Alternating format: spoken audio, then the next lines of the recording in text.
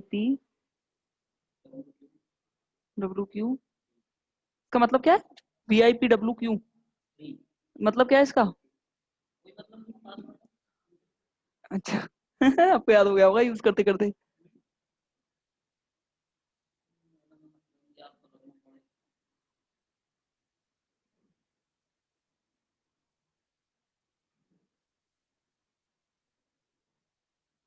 ये मैं लिख सीधा रही हूं पर ये टेढ़ा क्यों आता है इसमें? वो टेढ़ा है क्या?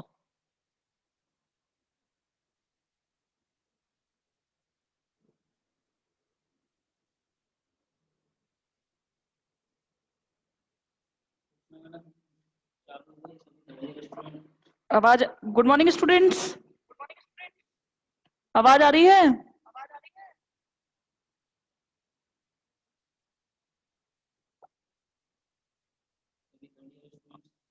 अरे तो इतने आलसी काय को बनते हो? चैट के थ्रू एक बार बता नहीं सकते क्या?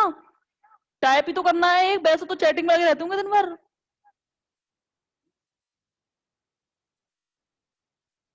बताओ आवाज आ रही है कि नहीं आ रही?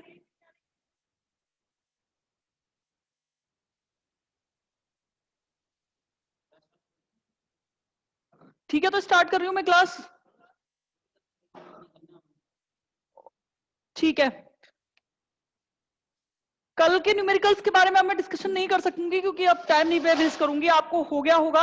अगर फिर भी अगर फिर भी आप में से किसी को कोई डाउट हो तो बता देना मुझे कि मैडम मेरे मतलब आप न्यूमेरिकल दोबारा करा दीजिए, वो मतलब जो मैंने दिए थे आपको सॉल्व करने के लिए उन्हें दोबारा करा दो, या हमसे नहीं हुए। ठीक है, क्योंकि आने चाहिए आपको। अब देखिए मेरा क्या चल रहा था, इस चैप्टर का लास्ट टॉपिक है नो, नोट्स मिले या नहीं मिले एक बार बता दो मुझे। नोट्स मिले या नहीं मिले?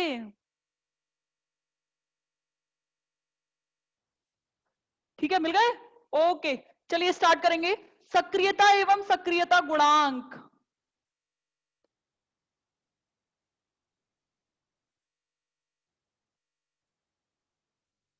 ठीक है।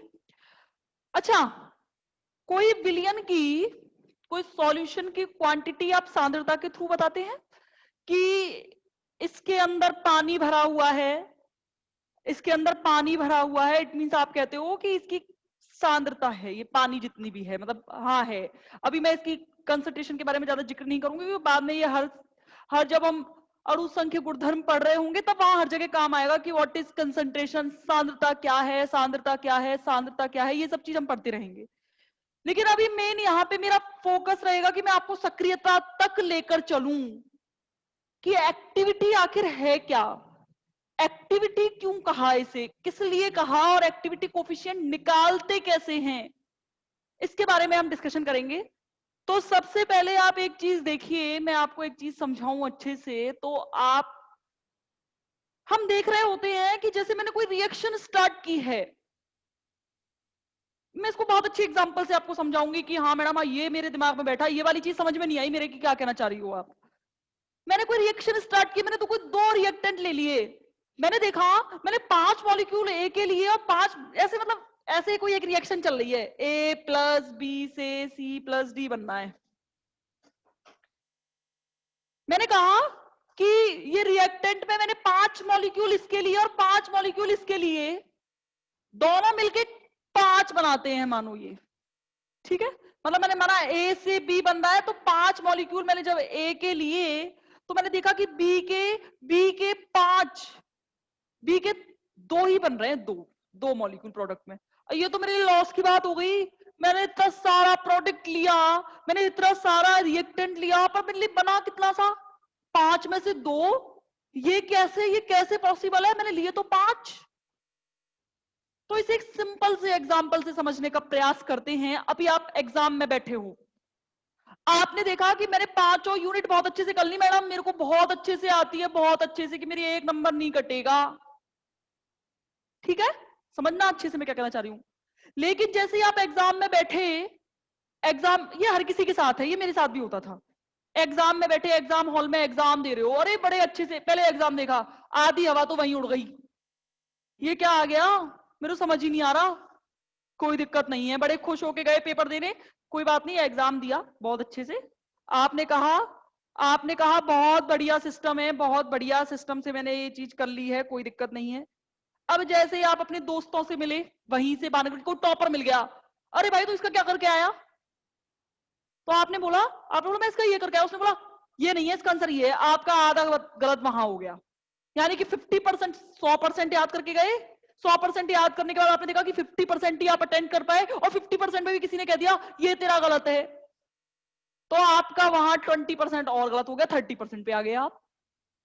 फिर आपने देखा, आप घर आए तो कोई एक दो क्वेश्चन आपने चेक किए, क्योंकि अभी तो आप ग्रेजुएशन में तो इसलिए चेक नहीं करते, लेकिन कंपटीशन एग्जाम में से आप में से कोई स्टूडेंट बैठे होंगे तो हमारी आदत होती है हम चेक करते हैं घर आके। तो आपने जैसे ही देखा कि अब तो मैं 10% पे आ गया, तो जो खुशी थी 100% से डायरेक्ट 10% पे आने के बाद जो दुख हुआ, वो 100% ध्यान रखना सांद्रता है। बहुत ध्यान से समझना मैं किस कंसेप्ट की बात कर रही हूं आपसे। वो 100% तो सांद्रता है, और जो 10% आपके मार्क्स आए वो आपकी सक्रियता कहलाएगी, एक्टिविटी। यानी कि कहीं कहने का मेरा मतलब ये है कि जब मेरे 5 नंबर का पेपर था तो मेरे 2 ही नंबर आए। ऐसा कारण किस लिए होता है वो आप एग्जाम में बैठने के बाद आपको पता है।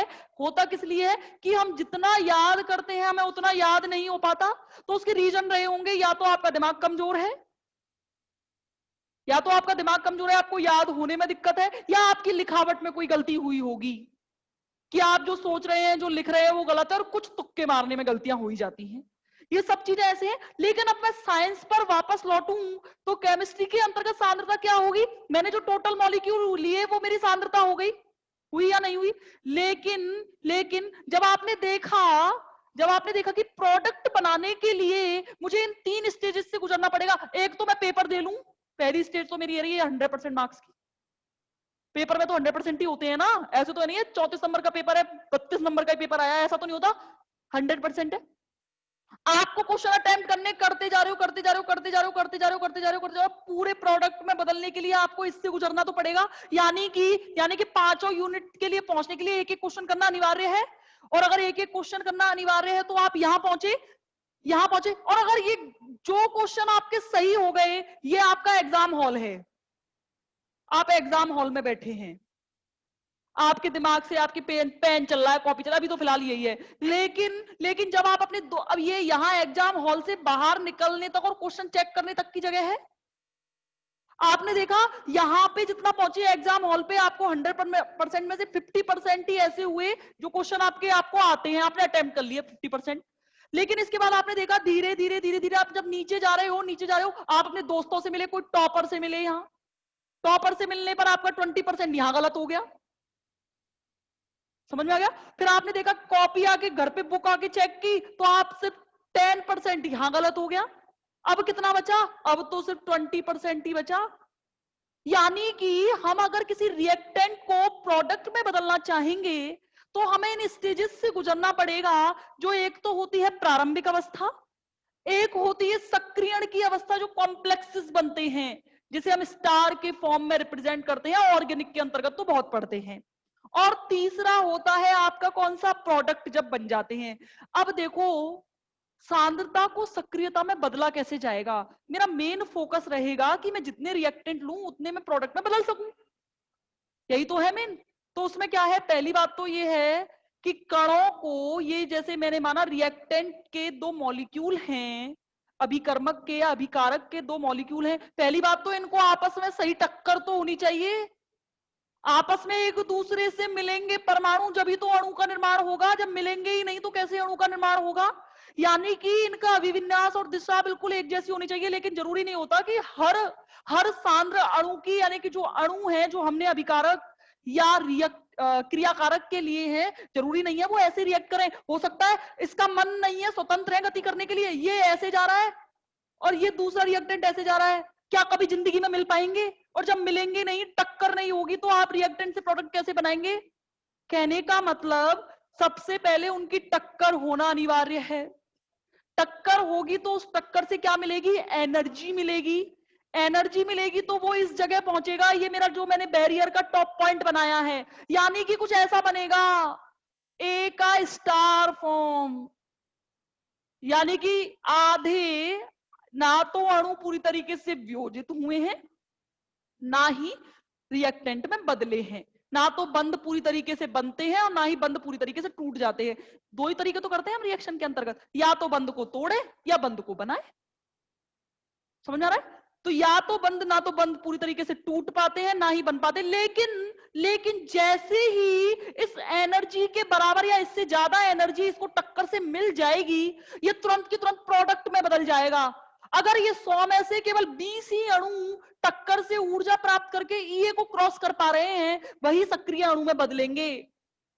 तो समझ में आया? ये होती है सक्रियता। सांद्रता और सक्रियता में डिफरेंस समझ आने के बाद अब हम चलेंगे सक्रियता एवं सक्रियता गुणांक की तरफ। अब देखना मेरा मेन फोकस क्या रहेगा सक्रियता गुणांक की। आपने सेकंड ईयर में, मुझे नहीं पता आपने फिजिकल बायोलॉजी वालों को बच्चों को तो मैंने ही पढ़ाई थी, लेकिन मैथ्स वाले बच्चे देखना, आपने ये चीज पढ़ी होगी, प्रबल विद्युत अपघट्य मेन सक्रियता गुणांक प्रबल विद्युत अपघट्यों के लिए दिया गया।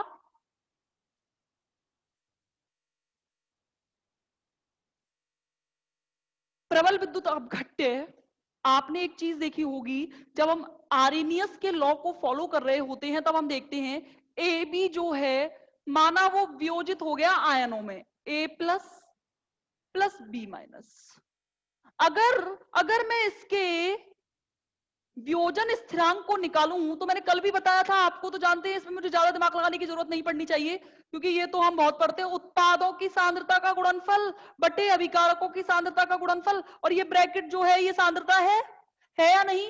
अब मैंने कहा कि अगर इस सांद्रता को प्रायोगिक फॉर्म में आप देखोगे, हम अक्सर कर जब भी हम कभी बात करते हैं लैब के अंदर जाते हैं, तो लैब के अंदर हम मोलर सांद्रताओं का उपयोग करते हैं। किसका उपयोग करते हैं? मोलर सांद्रताओं को। मोलर सांद्रता का मतलब क्या है? या तो मोलरता में कंसंट्रेशन डिफाइन की जाए या मोलैलिटी में कंसंट्रेशन डिफाइन की जाए। मोलरता में डिफाइन की जाए या मोलैलिटी में डिफाइन की जाए, तो ध्यान रखना। अब क्या है, इसकी कंसंट्रेशन को प्रायोगिक फॉर्म में लिखिए जरा, प्रायोगिक रूप में कंसंट्रेशन फॉर्म लिखिए। जैसे ही आप प्रायोगिक फॉर्म में कंसंट्रेशन फॉर्म को लिखोगे तो बच्चों इसको ऐसे लिखा जाता है, के बराबर सी ए प्लस, ये कंसंट्रेशन है। ध्यान रखना किसमें? मोलरता में या मोलर में। तो K C A plus C B minus upon C A B, equation first. अब देखो, अब मेरा मेन फोकस किस पर है? के बराबर C A plus C B minus C A B. अब देखो, अब मैं चलूं कि मुझे यहां क्या पढ़ाना है आपको। आपने पढ़ा होगा कि प्रबल विद्युत अपघट्य प्रत्येक सांद्रता पर वियोजित अवस्था में होते हैं।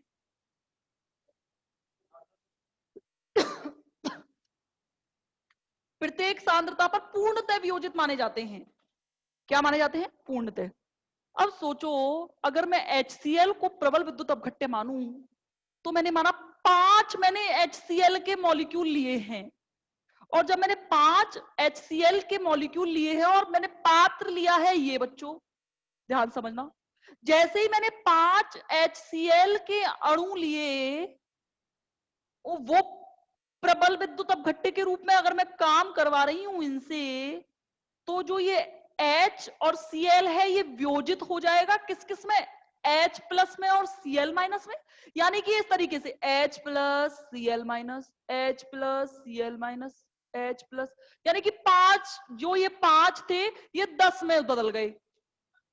ठीक है, अगर ये 10 में बदले तो इनका एक ही प्रॉपर्टी होती है, आपने पढ़ी होगी विद्युत अपघट्य की, हमें विद्युत धारा ले जानी है। आपने पढ़ा होगा कि जब हम यहाँ पे क्या लगाते हैं, इलेक्ट्रोड लगाते हैं, तो इनका मेन काम होगा विद्युत धारा का प्रवाह। ठीक है, जब हम बात कर रहे होते हैं 5 HCl की, तब तो कोई दिक्कत नहीं है, लेकिन जैसे ये वियोजित हो जाएंगे तो ये एक दूसरे से बंध जाएंगे। बंधेंगे कि नहीं बंधेंगे? एक दूसरे के साथ ऐसे, अरे एक कमरे में जहां 5 स्टूडेंट आ सकते हैं वहां मैंने 10 बिठा दिए हैं। अब 10 बिठा दिए जाएंगे तो सोचो वो ऐसे बैठेंगे एक दूसरे के साथ आराम से, जगह ही नहीं बची, स्पेस ही नहीं है बीच में। अब जब स्पेस ही नहीं है तो क्या ये जो एटम है या ये जो आयन है ये विद्युत धारा ले जाने के लिए स्वतंत्र होंगे? होंगे, पर कुछ होंगे। जैसे कैसे? जैसे हम किसी रूम के अंदर, मैंने बात की है कि एक रूम में अगर 5 स्टूडेंट आ सकते हो, मैंने उसमें 10 बिठा दिए, तो कौन से स्टूडेंट होंगे जो आप कहोगे, मैं एक कोई स्टूडेंट होगा जिससे मैं कहूंगी जाके जरा डस्टर ले आइयो, जाके जरा मार्कर ले आइयो, जाके जरा इंक ले आइयो, वो कौन होगा? जो गेट के पास बैठा होगा। वो कहेगा ठीक है मैडम मैं जाता हूं, मेरे लिए ज्यादा, कि कॉर्नर वाला निकल के आएगा, मैं निकल के जाऊं, मैं ज्यादा महान हूं, मैं निकलूं पहले। यानी कि उनमें से कुछ ही अणु होंगे जो विद्युत धारा ले जाने के लिए स्वतंत्र होंगे।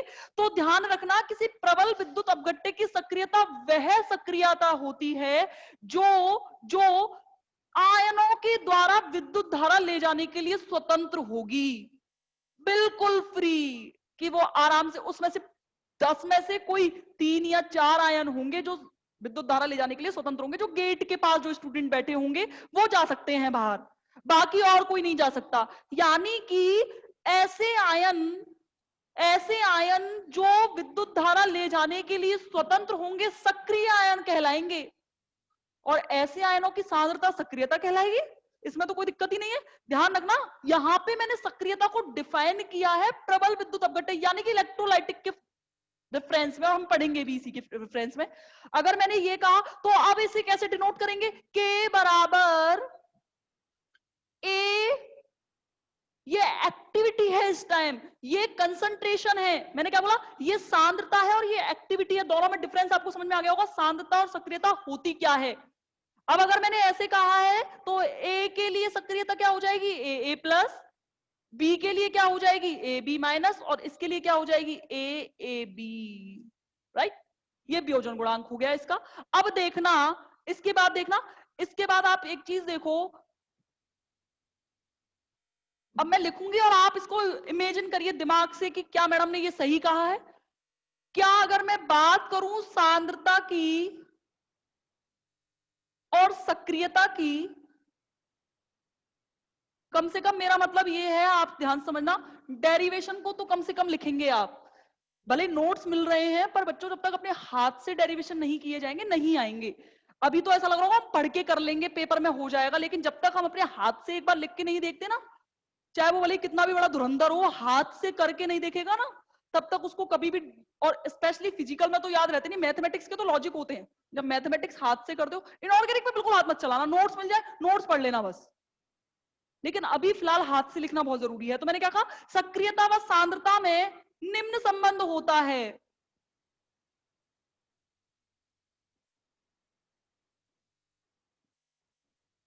अब देखना मैंने क्या लिखा है, क्या ये मैंने सही लिखा है? क्या ए जो है, क्या जो सक्रियता है वो सांद्रता के समानुपाती नहीं है? अरे ऐसा तो नहीं कर दोगे कि मैडम सांद्रता तो मेरी कम है और सक्रियता ज्यादा हो गई, ऐसा पॉसिबल है? अरे सक्रियता सांद्रता पर डिपेंड करती है। अगर उसके 5 मॉलिक्यूल हैं तो 4 तो बदलेंगे सक्रिय अणु में। यानी कि कहीं आप ये तो नहीं कहना चाह रही हो मैडम कि जितनी इसकी सांद्रता होगी वो डिपेंड करेगी, जो इसकी सक्रियता होगी वो डिपेंड करेगी सांद्रता पर, यानी कि सांद्रता जितनी ज्यादा सक्रियता उतनी ही ज्यादा। ऐसा तो नहीं है कि मैंने लिए 10 मॉलिक्यूल बना 20 दिए, ऐसा तो नहीं किया मैंने सिर्फ ये कहा कि जो प्रायोगिक, ये तो निकलती है प्रयोगों से और ये निकलती है सिद्धांतों से। यानी कि प्रायोगिक सांद्रता, यानी कि प्रायोग सांद्रता को आप सक्रियता के नाम से भी जानते हैं। यानी कि ये सक्रियता और सांद्रता एक दूसरे के साथ किस प्रकार डिफाइन होती है? A is directly proportional to C। अब देखना मैं बहुत ही इंटरेस्टिंग चीज बताऊं, A बराबर F small f into C। ये जो F है ये कहलाता है गुणांक, और ये गुणांक ही क्या कहलाता है? जहां F बराबर सक्रियता गुणांक। समानुपाती के चिन्ह को हटाकर बराबर लगाओगे, और आपको भी पता है कि जब भी हम समानुपाती का चिन्ह हटाते हैं तो कोई कांस्टेंट अप्लाई करेंगे। वो मैंने कांस्टेंट क्या मान लिया? F मान लिया। यहां से F का मान निकालना जरा। F बराबर A अपॉन C होगा या नहीं होगा? आप कभी जिंदगी में आपसे कोई पूछे कि सक्रियता गुणांक की परिभाषा बताओ, तो आप कहोगे सक्रियता एवं सांद्रता के अनुपात को क्या कहते हैं? सक्रियता गुणांक कहते हैं। क्या कहते हैं? सक्रियता गुणांक कहते हैं। अब देखना, एक चीज समझना मेरी बात, मैंने यहां से लिख दिया A अपॉन C। अब ये सांद्रता है, सांद्रता को प्रदर्शित करने वाले मात्रक कौन कौन से थे? किसी विलयन की सांद्रता को प्रदर्शित करने वाले मात्रक कौन कौन से थे? दो थे, भार भार मात्रक और भार आयतन मात्रक। मैंने कहा कि ये सारे मोलर में लिए जाएंगे, तो या तो इसको मोलैलिटी में ले लो या मोलैरिटी में ले लो। अगर मैंने इसे मोलैलिटी में लिया है तो मैंने ये माना है कि ये जो विलेय हैं, जो ये आयन है, वो 1000 ग्राम विलायक में घुले हुए हैं। मैंने ये माना है ये जो आयन है ये 1000 ग्राम विलायक में घुले हुए हैं।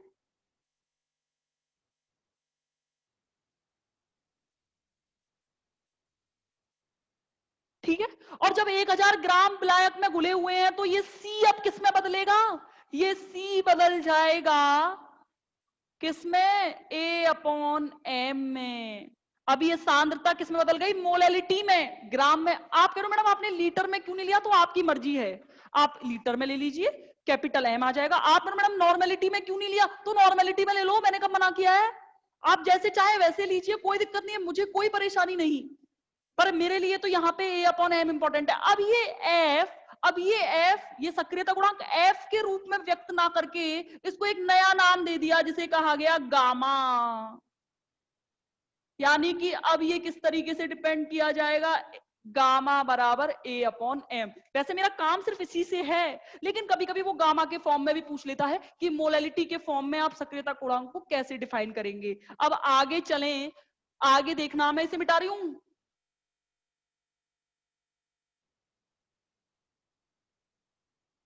अब देखिए, ये मेरा इक्वेशन फर्स्ट आ गया। मेरा मेन क्या मीन है? अभी आपने देखा F बराबर क्या था? A/C। ठीक है, कोई दिक्कत तो नहीं। A/C, यहां से C की मान निकालना, यहां से C का मान निकालोगे तो क्या आएगा? A/F। क्या आएगा? A/F। अगर मैं ये कहूं, चलो यहां से ये वाली चीज ना निकाल के मुझे वैल्यू रखनी है, तो एक बार देखना, यहां से A का मान निकालो। A बराबर क्या आ गया? F into C। आया नहीं आया? ठीक है, अब देखना, यहां से A प्लस निकालना। क्या करोगे? आप कह दोगे मैडम आप इस पे FA प्लस लगा दो और इसको CA प्लस कह दो। ठीक है, ये क्या हो जाएगा? ऐसे AB निकालना, AB माइनस, तो क्या होगा? FA माइनस FB माइनस और CB माइनस। ठीक है, ये इक्वेशन फर्स्ट है, ये इक्वेशन सेकंड है। समीकरण 2 में इनके मान रखो जरा। समीकरण 2 में, और एक और निकालना है, AAB। वो कैसे लिखा जाएगा? वो ऐसे लिखा जाएगा FAB इंटू CAB। ठीक है, इन तीनों मानों को समीकरण 2 में रखिए। ये निकालना आ गया होगा, ये कैसे निकाला है मैंने? मोलैलिटी में प्रेजेंट करना आ गया होगा कि मैंने कैसे प्रदर्शित किया है। अब इसका मान निकालो जरा, तो कैसे निकालोगे? K बराबर, मान रखो, A प्लस का मान क्या है? FA plus CA plus, multiply में क्या? AB माइनस की वैल्यू रखो, ये रही FB माइनस FB माइनस, देखते जाना क्या लिखेंगे? FB minus into CB minus. ठीक है, अपॉन FAB इंटू CAB। कोई दिक्कत तो नहीं, कोई प्रॉब्लम नहीं है। K बराबर यहां से क्या आ गया? K बराबर F के, क्योंकि ये सब अलग अलग है, मल्टीप्लाई में मुझे अलग करने में कोई दिक्कत नहीं आएगी। अगर मैं 2 गुणा 3 और 5 गुणा 4 को ऐसे लिखना चाहूं तो 2 गुणा 5 और 3 गुणा 4, तो क्या इनके मल्टीप्लीकेशन में डिफरेंस आएगा? ध्यान रखना, हमेशा क्रम विनिमयता का नियम करता है, क्रम विनिमयता के नियम का पालन करता है। गुणन जो होती है आपकी प्रॉपर्टी, एलजेब्रिक प्रॉपर्टी होती है, वो सब किसके बराबर होती है? क्रम विनिमयता के नियम का पालन करती है। तो क्या इसे ऐसे नहीं लिख सकते हम? क्या इसे ऐसे नहीं लिख सकते? FA plus, okay, FB minus upon FAB। ठीक है, और मल्टीप्लाई में क्या आ गया? मल्टीप्लाई में आ गया CA plus CB minus upon CAB। ठीक है, अब मेरा इससे क्या मतलब है? अब इससे मेरा मतलब क्या है? ये क्या हो गया? K बराबर जब जब जब जब मैं कहूंगी कि जैसे जैसे विलयन के अंतर्गत अंतर आणविक आकर्षण बल कम होने लगेंगे, यानी कि मेरा कहने का मतलब क्या है, यानी कि अब उनके बीच में दूरी कम होने लग गई, यानी कि मैंने अब कमरे के अंदर से बच्चे बाहर स्टार्ट कर दिया, तू जा, बैठा नहीं जा रहा, बैठा नहीं जा रहा, हटा हट, तो फिर इसकी वैल्यू खत्म। एफ की वैल्यू किस कब है? एफ की वैल्यू जब है जब आप पास पास बैठे हो, और पास पास बैठने के बाद कौन स्टूडेंट डस्टर ले जाने के आराम से उसको एप्लीकेबल होगा, यानी कि आराम से निकल जाएगा, वो कैपेबल होगा, यानी कि मैं अगर बाहर वाले स्टूडेंट को निकालूं तो आसानी से निकल जाएगा। लेकिन अगर क्लास खुली है, अगर क्लास खुली है, बच्चों के बीच में प्रॉपर डिस्टेंस है, प्रॉपर डिस्टेंस है, तो क्या है कि वो आराम से कोई भी स्टूडेंट भाग के क्या करेगा, डस्टर लेके आ जाएगा। यानी कि वो जो स्टूडेंट डस्टर लेने जा रहा है, जो स्टूडेंट डस्टर लेके आ पा रहा है, वो स्टूडेंट एक्चुअली में साइंस के अंदर मैं कहना चाह रही हूँ विद्युत धारा ले जाने के लिए स्वतंत्र है। यानी कि कहने के मतलब क्या है, जैसे जैसे विलयनों के बीच में, जैसे जैसे उन अणुओं के बीच में डिस्टेंस कम होने लग जाएंगे, और डिस्टेंस कब कम होंगे, जब उसको पतला कर दोगे। अभी हम अगला मेरा टॉपिक यही है, यानी कि इसको जैसे जैसे आप कम करते चले जाओगे, अंतराणविक आकर्षण बल कम होते चले जाएंगे, ये वैल्यू 1 की ओर बढ़ती चली जाएगी, ये वैल्यू 1 की ओर बढ़ती चली जाएगी। तो के डायरेक्ट किसके प्रपोर्श बराबर हो जाएगा, के बराबर डायरेक्ट हो जाएगा C A plus C B minus upon C A B. क्यों, ध्यान रखना, जैसे जैसे आकर्षण बल कम होते जाएंगे ये वैल्यू 1 की ओर बढ़ती चली जाएगी, और अगर 1 की ओर बढ़ती जाएगी तो एक लिमिट पर जब पूरी तरीके से तनु हो जाएगा विलयन, यानी कि पूरी तरीके से डिस्टेंस, यानी कि क्लास में केवल एक स्टूडेंट रह गया, तो एक स्टूडेंट के बाद इसकी वैल्यू की कोई वैल्यू, इसका कोई मतलब है, इस व्यंजक का मेरे पास कोई मतलब नहीं है, यानी कि एक की तरफ बढ़ता चला जाएगा। अब वैल्यू किसके बराबर आ गई, सी ए प्लस, यानी कि मेरे कहने का मतलब ये है कि ए का मान जैसे जैसे विलयन तनु होते जाएंगे, आकर्षण बल का मान कम होता चला जाएगा, का मान कम होने पर, मान कम होने पर एफ का मान वेरी वेरी लेस देन, मतलब एफ का मान ऑलमोस्ट इक्वल टू 1, और एफ का मान ऑलमोस्ट इक्वल टू 1 होगा, तो ए बराबर क्या आ जाएगा, सी आएगा या नहीं आएगा, यानी कि सक्रियता सांद्रता के बराबर हो जाएगी। और इसीलिए सक्रियता एवं सक्रियता गुणांक को हम क्या करते हैं, डिफाइन करते हैं। मेरा मीन क्या है सक्रियता गुणांक को पढ़ाने का, कि जब मुझे सक्रियता और सांद्रता के बीच में डिफरेंस याद करना होगा, तब तब मैं किसको डिफाइन करूंगी, सक्रियता गुणांक को डिफाइन करूंगी। ये इसका डेरिवेशन है जो मैंने आपको समझाया है कि कैसे किया जाएगा और किस लिए, कॉपी के अंदर लिखा हुआ है सब, कोई दिक्कत नहीं है, आप बस केवल समझने का प्रयास करें और एक बार इसको अपने हाथ से लिखकर देखें। मेरा मतलब ये है सिर्फ, यहाँ आपका ये चैप्टर फर्स्ट कंप्लीट हो गया है इसका, यानी कि यूनिट 5 का चैप्टर फर्स्ट कंप्लीट हो गया है, और अब हम चलेंगे इसके चैप्टर सेकंड की तरफ, जिसका नाम तो तनु विलियन के नाम से जाना जाता है। एक तो आपका चैप्टर है सॉल्यूशन, दूसरा इसका चैप्टर है आपका डाइल्यूट सॉल्यूशन, और डाइल्यूट सॉल्यूशन प्लस प्लस अणुसंख्य गुणधर्म कॉलिगेटिव प्रॉपर्टीज, और इसके अलावा आपका इसके अणुसंख्य गुणधर्म के अंतर्गत एक और चैप्टर बचेगा इसका। यहां से आपको कम से कम एक क्वेश्चन मिलेगा जितना आपने अब तक पढ़ा है। कोई डाउट है यहां तक, मुझे एक बार बताइए चैट के थ्रू, कोई डाउट है, कोई डाउट?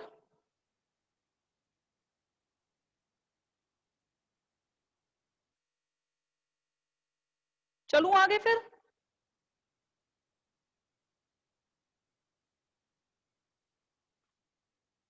चलिए अब आगे चलेंगे, लेकिन इसका सेकंड चैप्टर जो है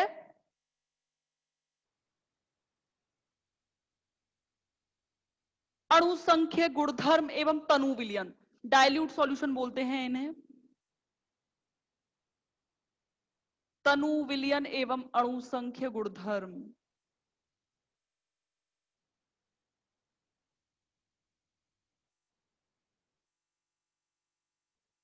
अणुसंख्य गुणधर्म का मतलब पहले तो मैं चलूं तनु विलयन की तरफ, डाइल्यूट सॉल्यूशन होते क्या है।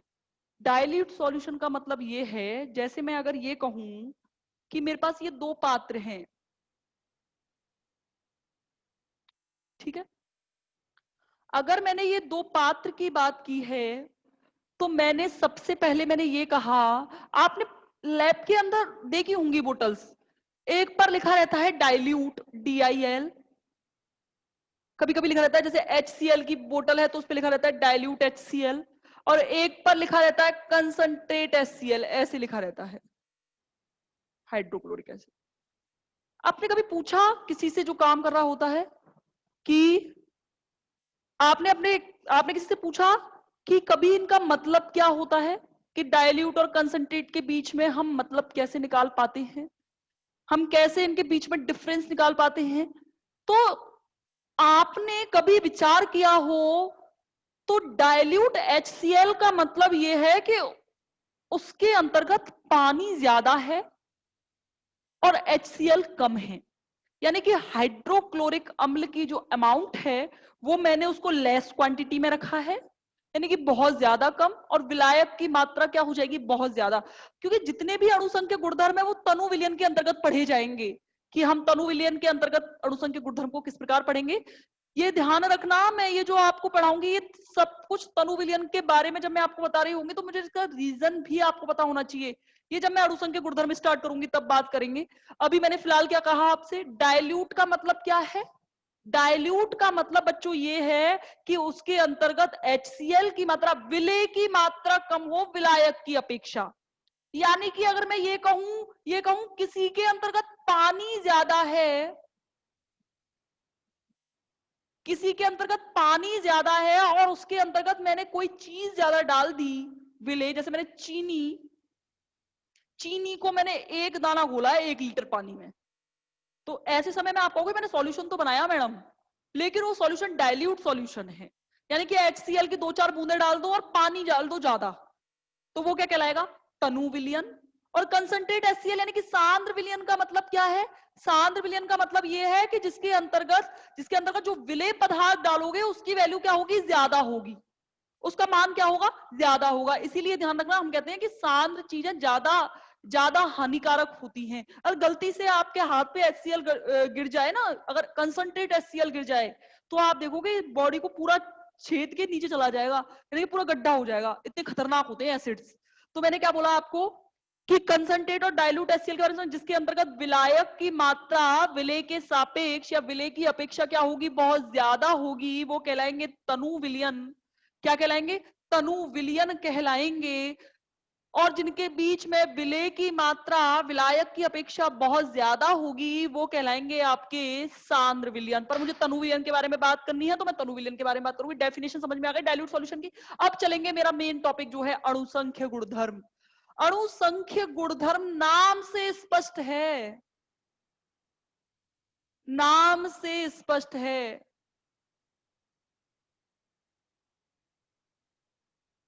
विलयन के ऐसे गुणधर्म, ध्यान समझना, विलयन के ऐसे गुणधर्म जो उसमें उपस्थित विलेय के कणों की संख्या पर, यानी कि विलेय के अणुओं की संख्या पर निर्भर करेंगे, वो कहलाएंगे अणुसंख्य गुणधर्म। मैंने क्या बोला, फिर से समझ लेना मेरी बात।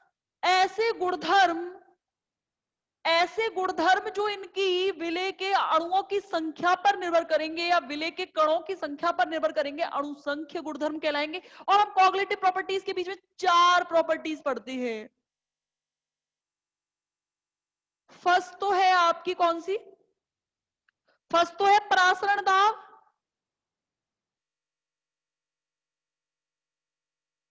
ऑस्मोटिक प्रेशर, वाष्प दाब अवनमन,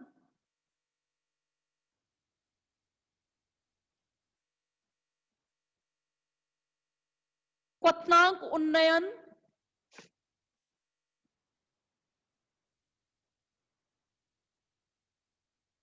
और फोर्थ है आपका हिमांक अवनमन। मुझे जहां तक ध्यान है ये 12th में ये दोनों तो हैं, ये दोनों का तो डेरिवेशन 12th के अंदर बहुत पूछता है वो पेपर में, कि डेरिवेशन, यहां भी हम इनके डेरिवेशन ही पढ़ेंगे कि ये डेरिवेशन क्या होगा, थोड़ा सा विस्तारित रूप होगा इनका। ध्यान रखना इन चारों में से एक जरूर मिलेगी, हर साल आता है, चारों में से एक जरूर मिलेगा पेपर में आपको। और यही चैप्टर का बेस है, यानी कि चैप्टर का जो मेन निचोड़ निकाल के बताऊं मैं आपको, निचोड़ जो होता है कि हाँ भाई इस चैप्टर में मैं क्या पढ़ूं, मेरे को ये चैप्टर ये यूनिट बड़ी लग रही है तो इसमें मुझे क्या पढ़ूं, तो ये 4 अगर आप पढ़ गए पेपर के अंतर्गत तो क्वेश्चन छूटेगा नहीं। ध्यान रखना मैं क्या कर रही हूँ, बहुत इंपॉर्टेंट चीज बता रही हूँ। पूरे चैप्टर के अंतर्गत कुछ पढ़ो ना पढ़ो, ये 4 जरूर पढ़ जाना अच्छे से, आपको इसमें से एक क्वेश्चन जरूर मिल जाएगा और एक ही तो अटेंड करना है। अब देखना, सबसे पहले मैंने क्या बोला, अणुसंख्य की परिभाषा क्या है, ऐसे विलयन के ऐसे गुणधर्म जो विलय के यानी कि जो कण होंगे उसके अंतर्गत जो अणु होंगे उसकी संख्या पर निर्भर करेंगे, अणुसंख्य गुणधर्म कहलाएंगे। अब मैं बात करूं आगे, मेरी पहली डेफिनेशन मैंने क्या बताया, परासरण।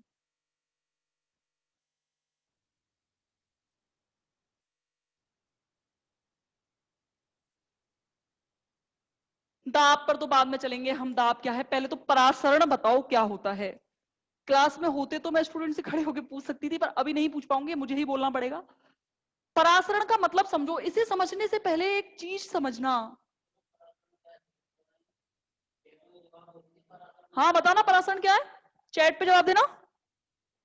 एक तो ये सर रिप्लाई नहीं करते, इतने आलसी हो रखे हैं, तो सो रहे हो कि पढ़ रहे हो ये बताओ मुझे। अरे यहाँ ज्वाइन वही करो जिन्हें पढ़ना है, भले मेरे को 5 स्टूडेंट ही बहुत है मेरे लिए, मैं कोई यहाँ दिखाने के लिए नहीं आती कि हाँ भाई मेरे को आई मेहनत करती हूँ, और आपसे भी चाहती हूँ मेहनत करो थोड़ी बहुत।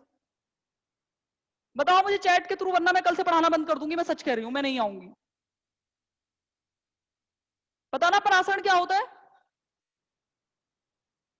सुबह सुबह गुड मॉर्निंग के मैसेज सर ऐसे आते हैं, बस केवल फोन ऐसे करेंगे कि हाँ ज्वाइन करवा दो क्लास।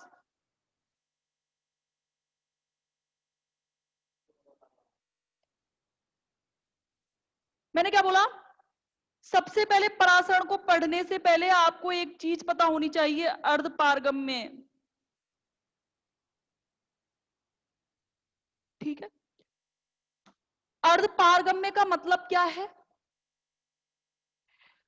देखो दो तरीके की झिल्लियां होती हैं, एक तो अर्धपारगम्य होती है और एक पारगम्य होती है। नाम से भी पता होगा, नाम समझ में आ रहा होगा, ऐसी चीजें हैं जो पारगमित हो सके। पारगमित का मतलब क्या है मेरा, आर पार जा सके, समझ में आ रहा है, आर पार। पारगम हम पढ़ेंगे इसके बारे में, जिसको ट्रांसमिटेड कहते हैं हम इंग्लिश में, पारगमन कहते हैं, पारगमन यानी कि कोई चीज आर पार चली जाए तो वो कहलाता है पारगम्य। अगर मैंने कहा कि अर्ध पारगम्य क्या है, तो वो नाम से स्पष्ट है कि आधी गमन करेगी और आधी नहीं करेगी। तो ध्यान रखना, ऐसी झिल्ली जिससे विलायक के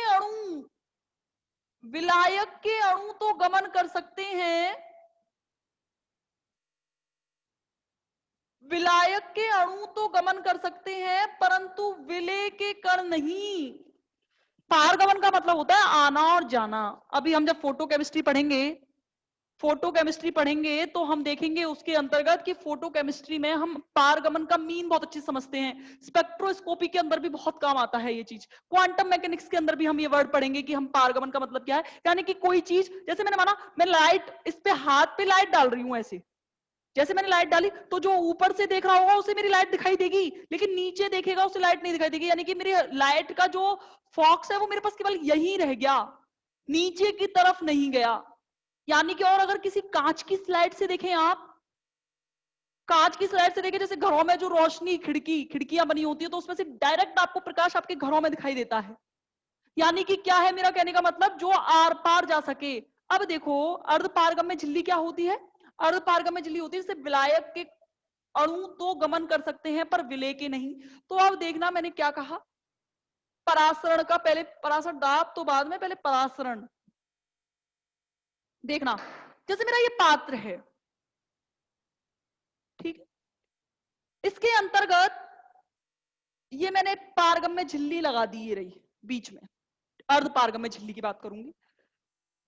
परासरण की डेफिनेशन समझना ढंग से, मैंने क्या बोला, बीच में मैंने क्या लगा दी, एक झिल्ली लगा दी, यहां पे मैंने दो झिल्लियों को एक मतलब एक ही पात्र के अंतर्गत पार्टिसिपेशन कर दिया है, बीच में से पार्टिसिपेशन कर दिया अर्ध पारगम्य झिल्ली के द्वारा।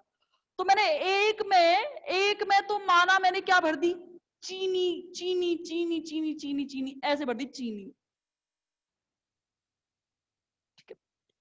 और एक तरफ मैंने सॉल्यूशन भर दिया, ये चीनी और पानी का सॉल्यूशन है माना, और एक कोई गाढ़ा सॉल्यूशन किसका लेंगे हम, जैसे कोई भी, मतलब ये मान लो, चलो चीनी पानी छोड़ो, पर्सनली मेरे पे 2 एग्जांपल नहीं मिल पाएंगे, तो ये देखो, ये माना सॉल्यूशन फर्स्ट है और ये माना सॉल्यूशन सेकंड है, ठीक है।